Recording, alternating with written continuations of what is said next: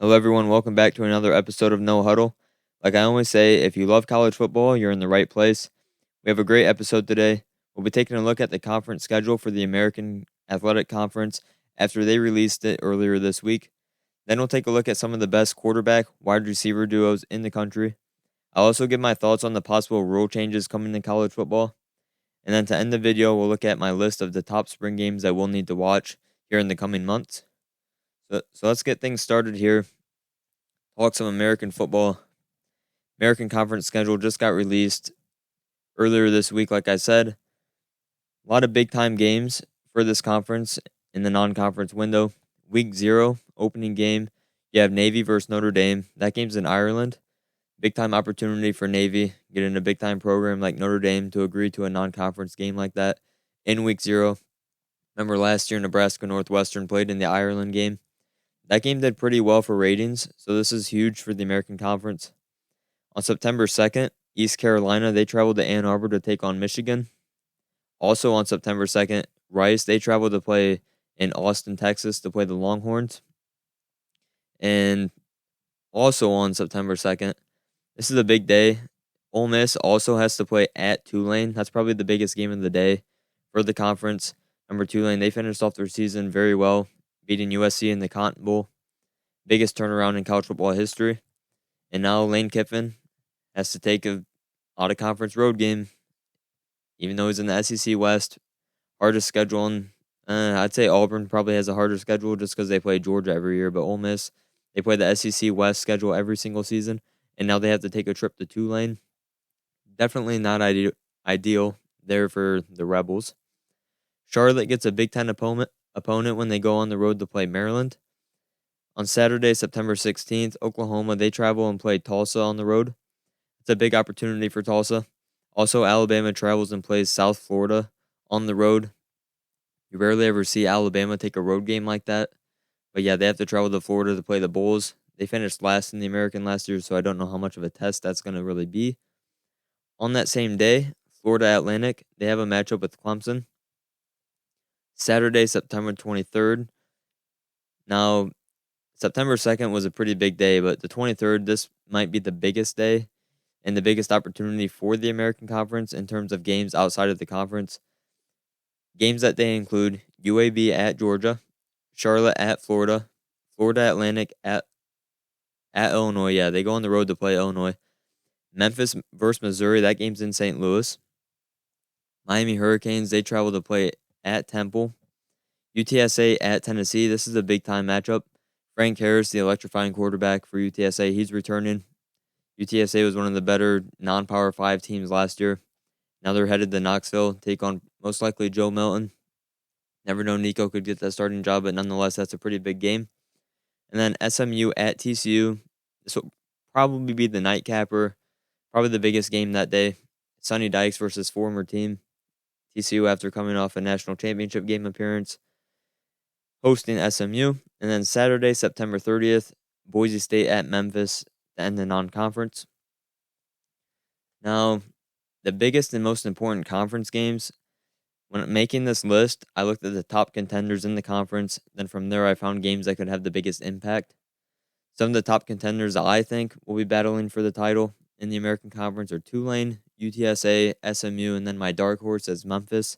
I'm not picking Memphis to win. I just think they're a team that are probably going to be picked near the middle to the bottom, but they could surprise some people and end up at the top. So some of the top conference games include Tulane at East Carolina. That's on November 4th. SMU at Memphis on November 18th. Tulane at Florida Atlantic on November 18th as well. And then on November 25th, UTSA at Tulane. And then back in October on the 13th, Tulane travels to Memphis to play the Tigers. And I have some trap games here for some of the top teams to keep an eye on. November 25th, Memphis at Tulane.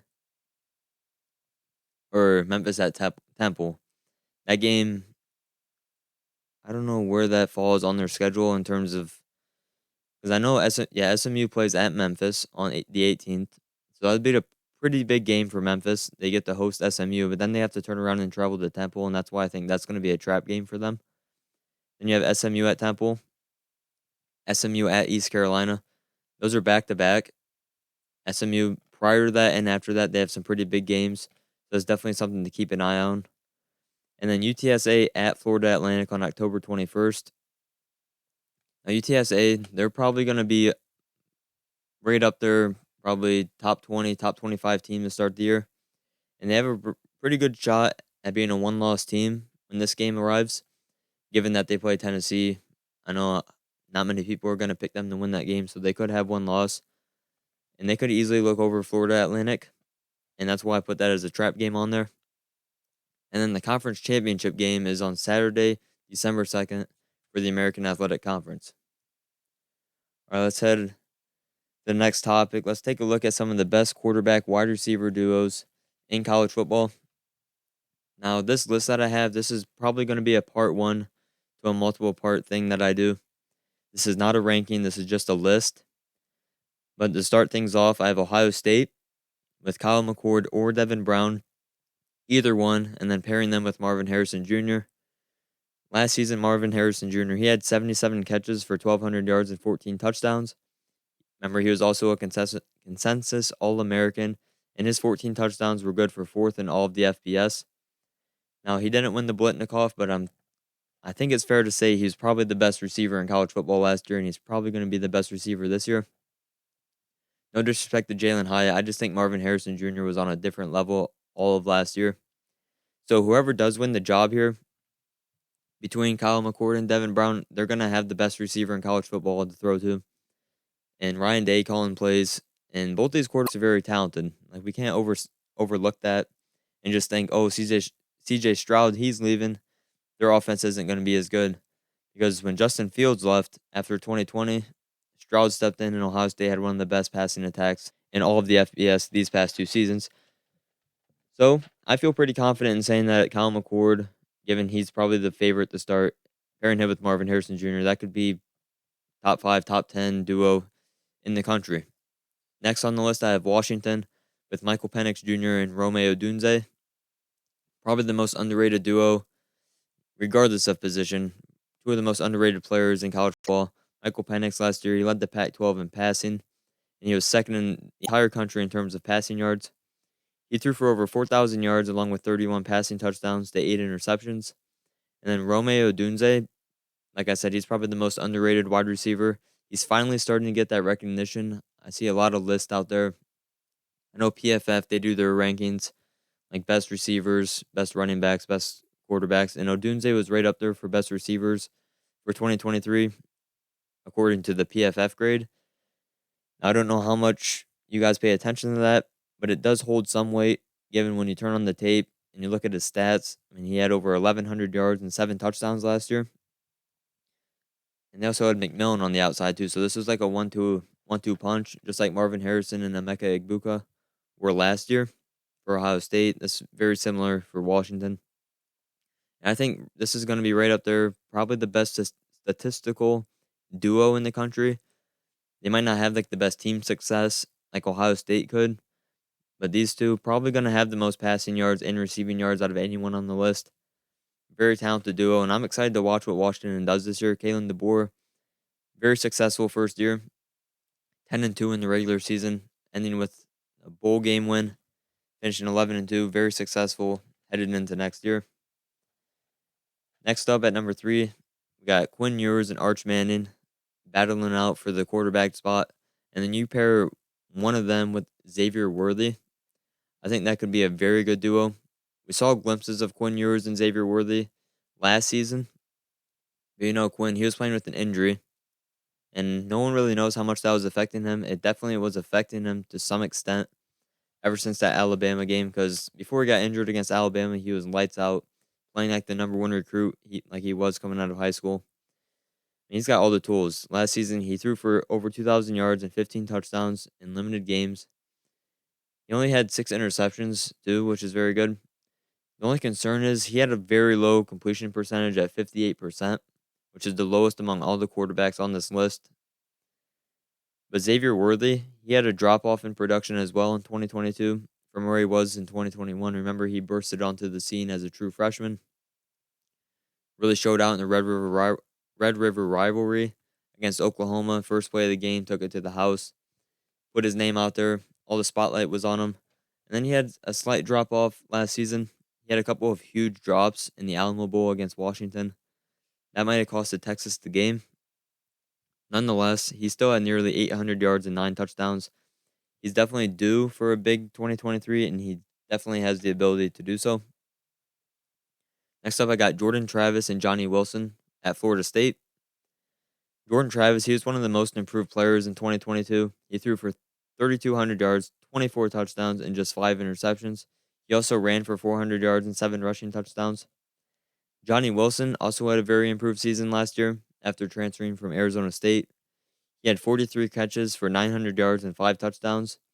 But the crazy thing is he averaged 21 yards per catch, which led the ACC, and that was second in the FBS. Florida State, this is a program that's on the rise, and I think they're going to be the team that arrives in 2023. And they have a chance to dethrone Clemson, win the ACC, and go to the playoff. Mike Norvell, he's doing a great job in the portal. And then you have a guy like Jordan Travis at quarterback, and then Johnny Wilson on the outside. 2 alphas in the conference. Like, this could be one of the best duos.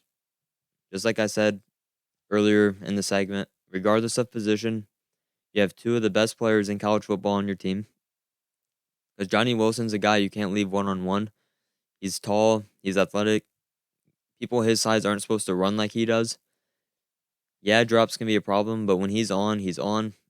Like, when he's having a good game, he's pretty much unstoppable, just like the Louisville game last year for Florida State. That's why I'm very high on this duo headed into next season.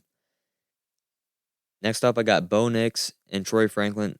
They play for Oregon. Last season, Bo Nix, he was finally unleashed and showed his skills we all knew he had. It's just we hadn't seen him yet. He threw for 3,600 yards, 29 passing touchdowns on a crazy 72% completion percentage.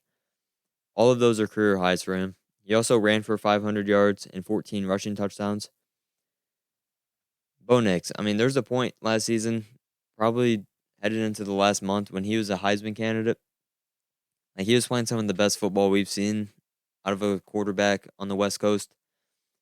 I think he had like 42 total touchdowns, or like 40 total touchdowns at one point in the season, and the next closest was like 30. Like, he was playing very well last year before he got injured.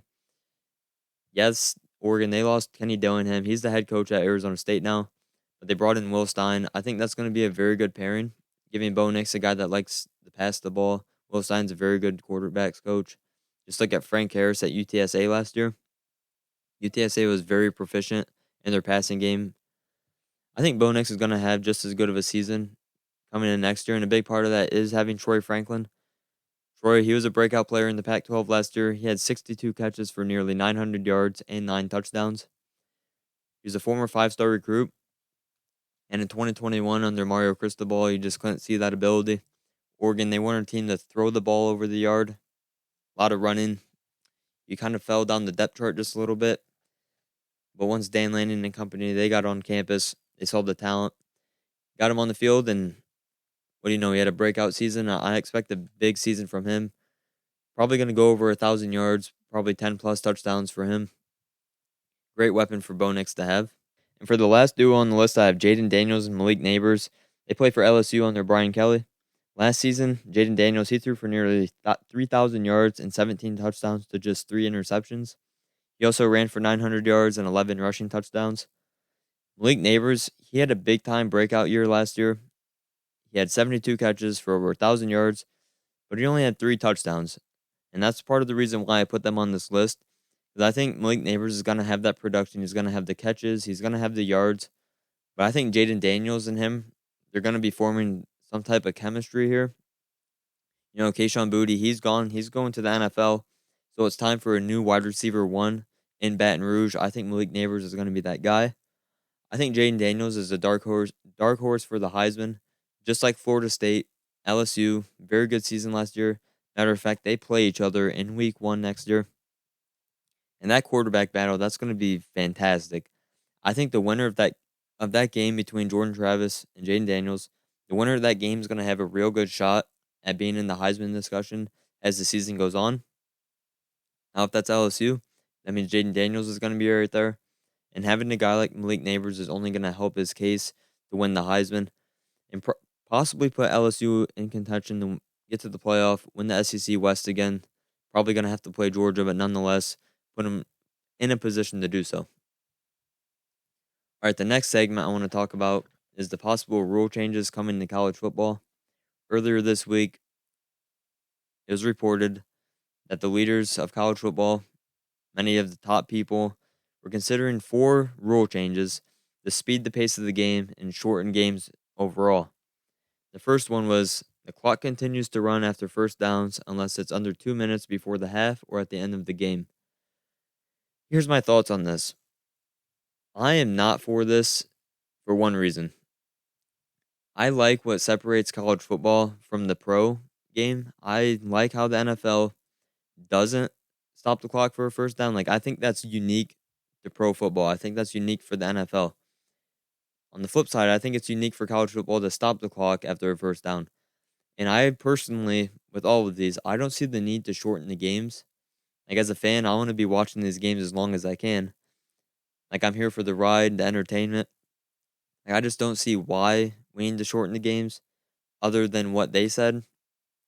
Health and safety. Like, they want to limit the injuries. They want to limit the amount of plays. Like, are you really... I just don't know if it's going to be limiting enough to the point where we're going to see a drastic change in injuries, targetings. Like, that's just, like, based on the play itself. Like, the play call, what happens after the ball is snapped. Not necessarily how many plays are happening. So I don't know if I'm a huge fan of this rule. But then another rule that they were talking about was the clock continues to run after an incomplete pass once the ball is set. Now, this one just goes against football, I think. Like, this just goes against football in general. Like, I don't know. I just don't understand why this is even a thing. Why we're discussing this. Like, as a football group, like the leadership, they're viewing this as, all right, let's limit the plays. Let's speed the game up to limit injuries. Now, what I just said is the words of the leaders of college football, the people who are discussing these rule changes. Speeding the game up, limiting the amount of plays to reduce injury. But at the same time, they want to sell the product. They want to have fans watching. Changing the game, changing rules like this, just small things. Like, we already have targeting. First of all, we already have targeting when a player can get ejected from the game.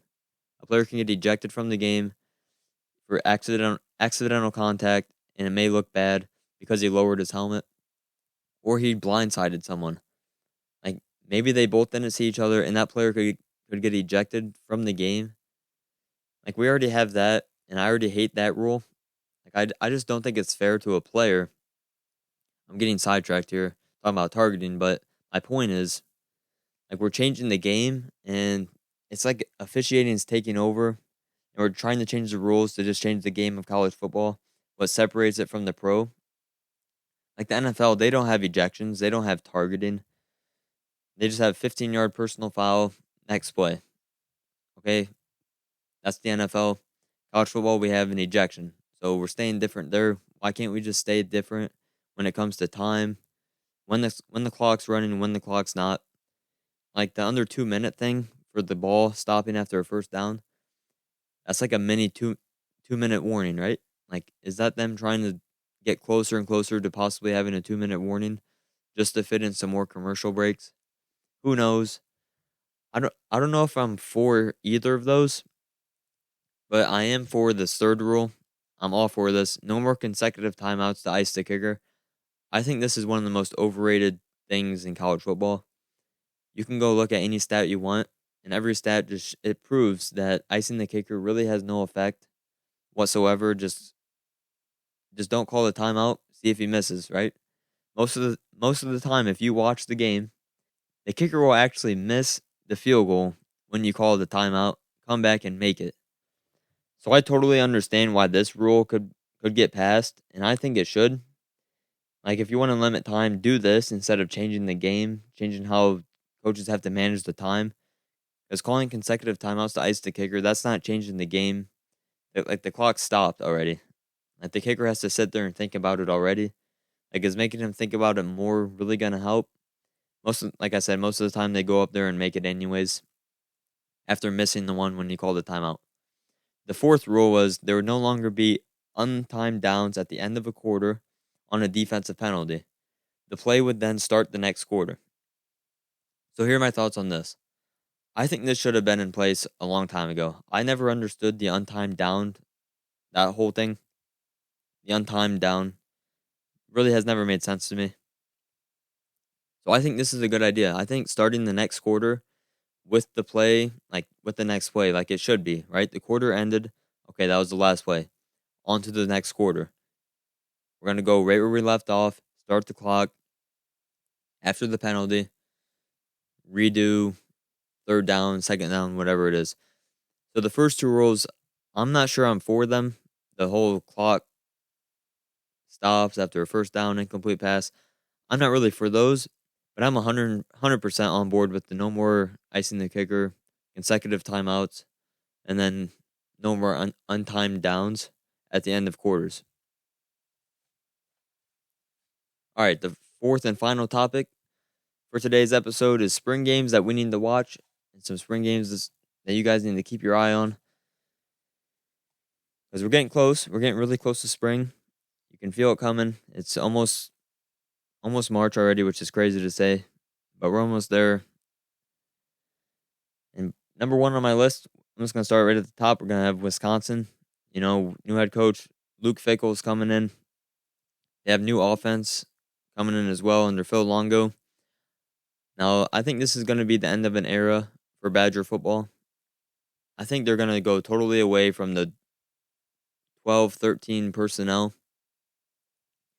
Tight ends, pound the rock, play slow.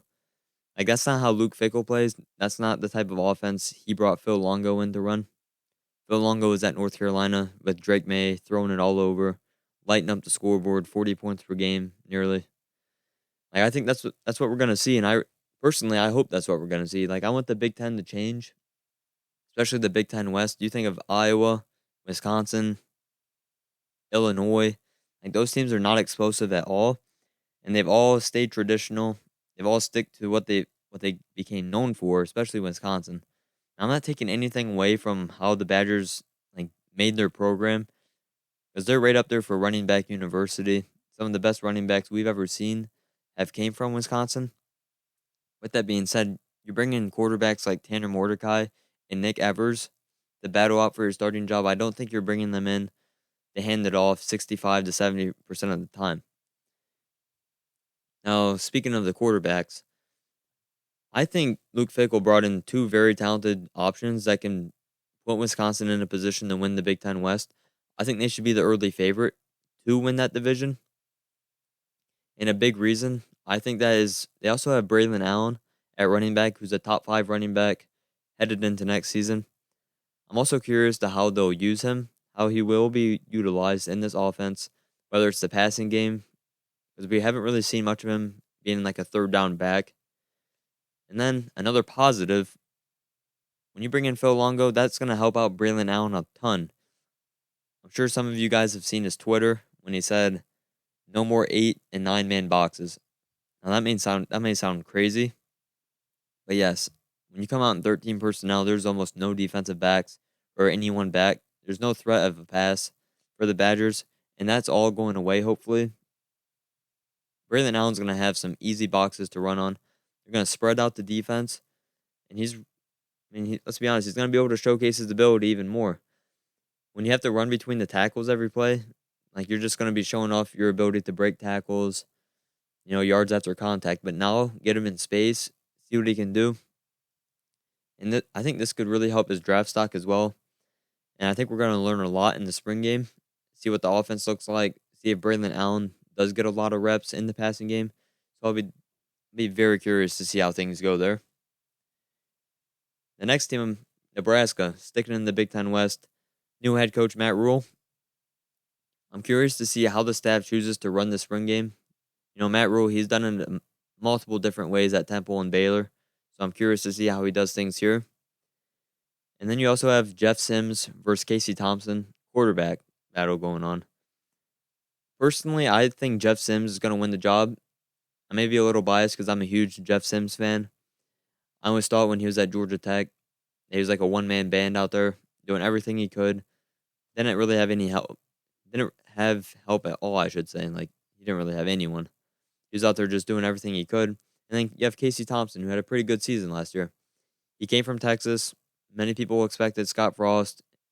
Casey Thompson last year, things could work out. Scott Frost could keep his job, and Nebraska could, be fighting for the Big Ten West. Well, things didn't go that way. New start here. When you bring in a new coach, both the quarterbacks getting seen for the first time. Fresh start. Be curious to see who gets the most reps here in the spring game. Malachi Coleman is another player we need to keep an eye on. He's the true freshman, wide receiver, tight end, do-it-all player. Number 2 athlete in the class. I'd say Nicholas Harbor is number 1, so that puts Malachi Coleman at number 2. And if you just go back and watch the Polynesian Bowl, Malachi Coleman, he was the alpha of the receivers. He was spectacular. He's a guy you can't leave one-on-one. He's athletic. Guys his size, they shouldn't be able to run like he does. The sky's the limit for him. I expect him to step in day one, be an early contributor. And I think the spring game is going to be a good opportunity to showcase his skills. And the last thing on Nebraska, their fan base, this is going to be a sellout. This is going to be like opening day of the college football season is what it's going to be. This spring game is going to be crazy. I can't wait to watch it, and I hope you guys tune in as well. The third team on the list, I have Colorado. New head coach Deion Sanders. All the new players, that's what I'm excited for. All the new players he's bringing in. Obviously, his son, the quarterback, Shadur Sanders. You have Travis Hunter, Cormani McLean, and then also another true freshman, Dylan Edwards, at running back. Travis Hunter, I'm curious to see where he's going to be playing. I think Deion Sanders is going to, do everything he can to get him on the field as much as possible. The fans are coming to see. Just like Nebraska, this is probably going to be a sellout. Everyone's going to be there. People are coming to watch guys like Travis Hunter, Shadur Sanders. So I think it'd be pretty cool to have Travis Hunter play receiver and a little bit of defensive back. I think Cormani McLean's going to be out there pretty early. And then I put Dylan Edwards on this list because he's one of the fastest players coming out of high school. Yeah, I think he's due for a big-time moment in the spring game. Like one of those players are like, oh, he's that kind of player. And then another thing, like what's this offense going to look like under new offensive coordinator Sean Lewis? Sean Lewis, the head coach at Kent State last year. Very coveted head coach for all these open positions. He decided to choose an offensive coordinator job at Colorado, which that tells you all you need to know about Deion. Coach Sanders, obviously. But, yeah, I can't wait to see what this offense looks like. I don't think they're going to hold back whatsoever in the spring game. I think it's fireworks. I think it's cameras all over, right? Got to put on a show. I think they're going to do just that. And just like Nebraska, the energy around this game, it just can't be understated. Like this game's going to be on ESPN, already announced. Probably going to be the most watched spring game in the country, besides probably Alabama, just like usual. But yeah, this game, I'm pretty hyped to watch this, and I can't wait for it. And that leads us right into, speaking of hype, Georgia, defending 2-time national champions. Who's going to be getting the reps at quarterback? You have Brock Vandagriff, Gunnar Stockton, and Carson Beck. Along with that, you have who's going to step up on defense, especially in the front seven, alongside Micah Williams. You got Barrett Alexander in there at defensive tackle.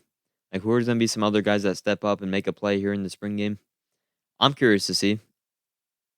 And the Mike Bobo offense, mixing that with the new quarterback. It's just a spring game, but I think we're going to get a pretty good idea if this is going to be very similar to last year or not, depending on how many deep shots and the type of personnel that they use. Speaking of personnel, Oscar Delp, probably going to be tight end number 2 behind Brock Bowers.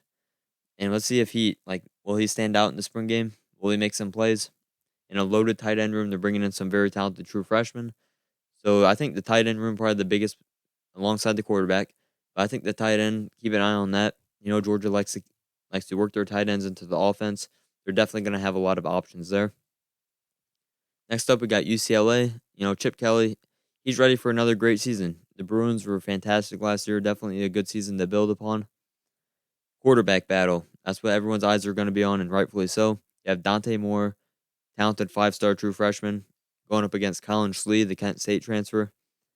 This seems like a win-win situation for the Bruins, regardless of who wins it.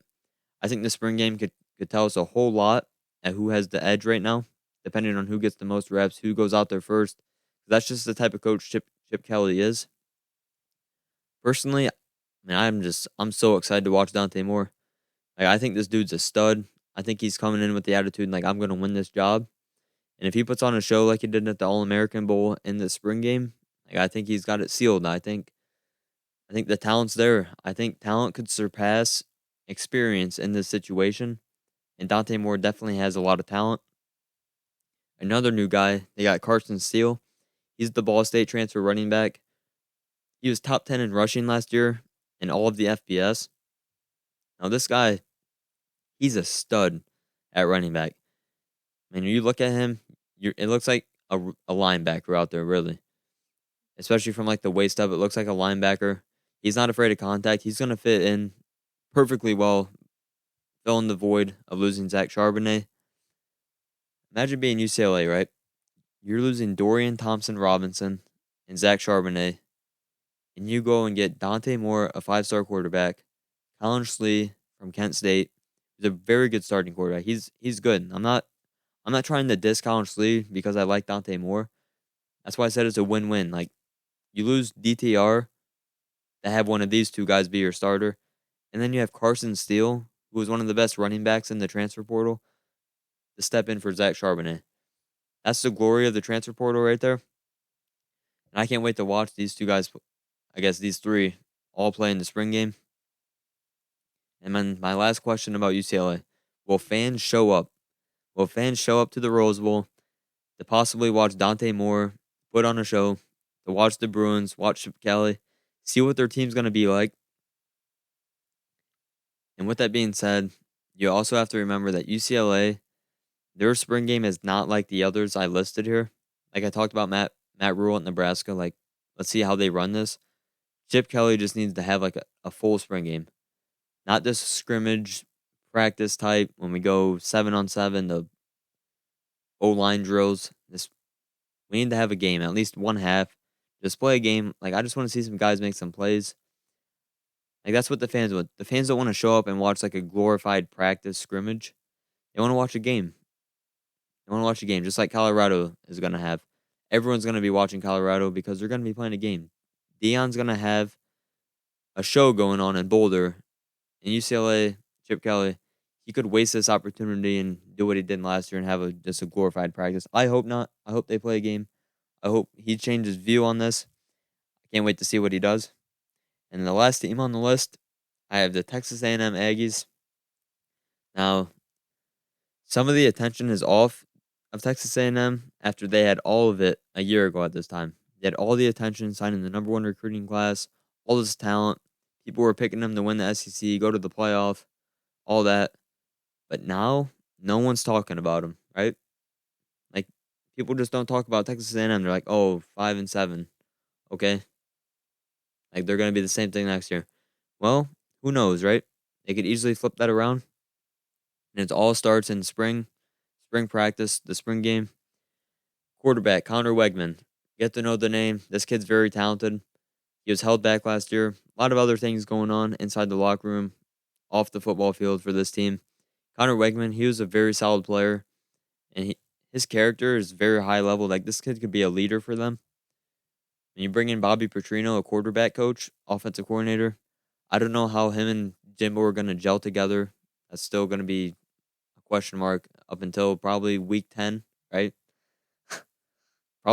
probably gonna be a question mark until like the end of the season. Like, we're just never gonna know. Two total opposite type of coaches here. Nonetheless, like this, I think this is gonna work out. I think this is a good move for Jimbo, showing that he cares and he knows what he had to do to change like the culture, change the style of play. Like, he knows what he had to change. He knows why they were bad last year.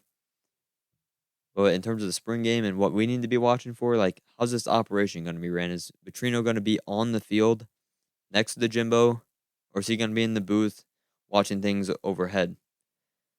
I don't know. I don't know what the best thing is to do. I think Bobby Petrino can afford to sit upstairs just because Jimbo. I mean, he's a good quarterback coach. He coached Jameis Winston, won a Heisman, won a national championship.